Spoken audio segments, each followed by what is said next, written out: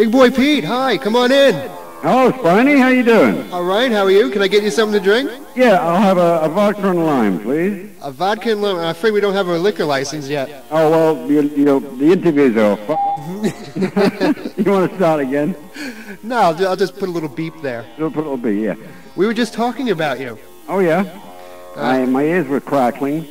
Is it okay to call you Big Boy, or can we call you Pete? Anything you like. What about Buzz? Buzz is fine, too. Buzz is... Where'd you get that from? Secret source. That was my name in the 60s when I was working in England with the Peter, Joe and the Jaywalkers. Buzz. I was called Buzz because we had 3 Peters in the band. So you had to be someone else. Had to be someone else. And it's stuck ever since. I've been 3 people ever since then. It gets very confusing when I get up in the morning. Now, that was after the Offbeats, right? The Offbeats was your first band? Correct, yes. That was in the late 50s. And you did any recording with them? Yes, we did. We did one EP, a 6-song instrumental EP.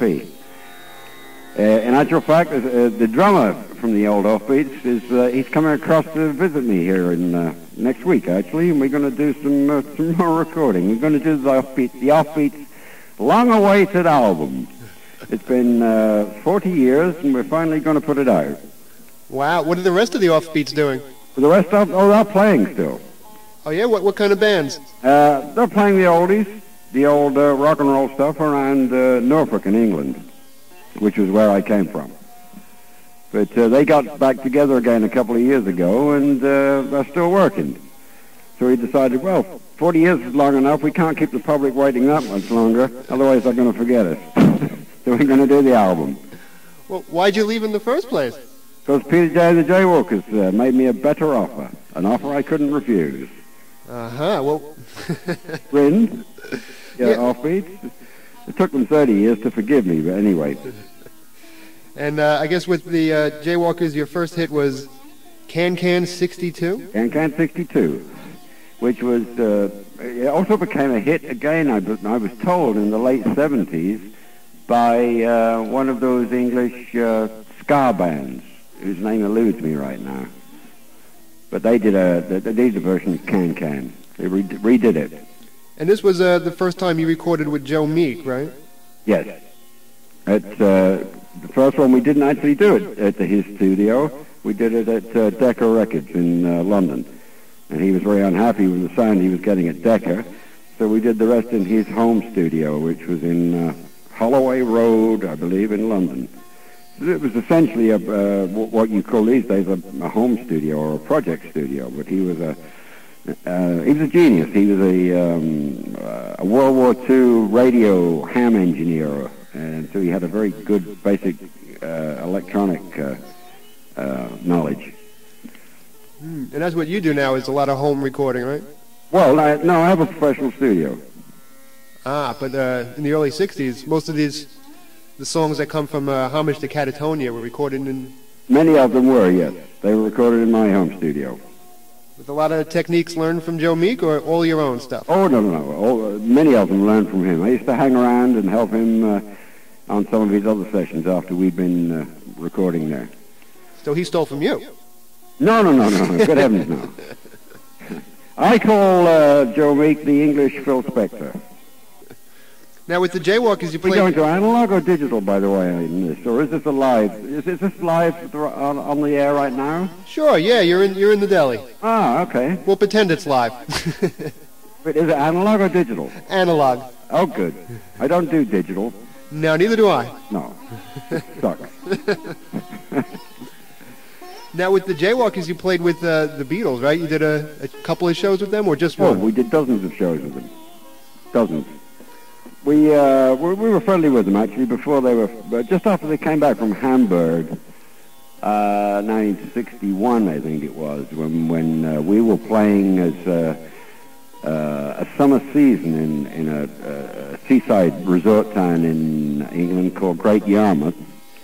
And they were back from Hamburg and just hanging around. They didn't have any gigs at the time, so they came down and spent a few weeks with us, and we were just...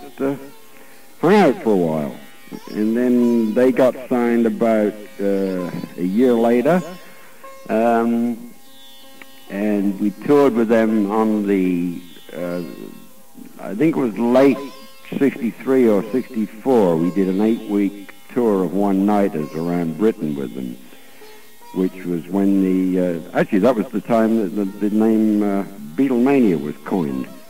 It was one of those crazy tours. It was just before they came to the States. It was the last British tour they did before they came to America. During the tour, I remember the record that came out was I Want to Hold Your Hand. Wow. And they were rehearsing it on the stage in the afternoons before the show, as it was a new song.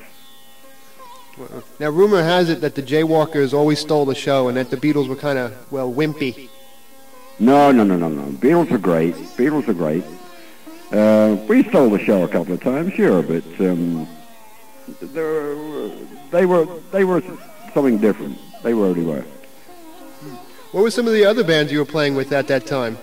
Stones, Kinks, Dave Clark, Freddie and the Dreamers. Did a few gigs with Gene Vincent, American rocker, who was our idol. Del Shannon, Dusty Springfield, The Who. It goes on. We were one of the bands that were employed very often on the large tours to be the backing group for many of the artists who didn't have their own band. It was back in the days of the old stage tours where there were 10 or 11 or 12 different acts on the tour, and it would be in usually about 8-week tours, 10-week tours in one nights in theaters that held about 3,000 or 4,000 people, and there'd be 2 shows a night. Each show would last about 2 hours, so you can imagine that 10 or 11 acts in 2 hours, you don't get too much time on stage. But we were on stage most of the show because, as I said, we backed up many of these artists who didn't have their own bands. Plus, we had our own spot, which was fun. Well, a lot of groupies, I bet, huh? Well, why else do you do it? Certainly not for the money.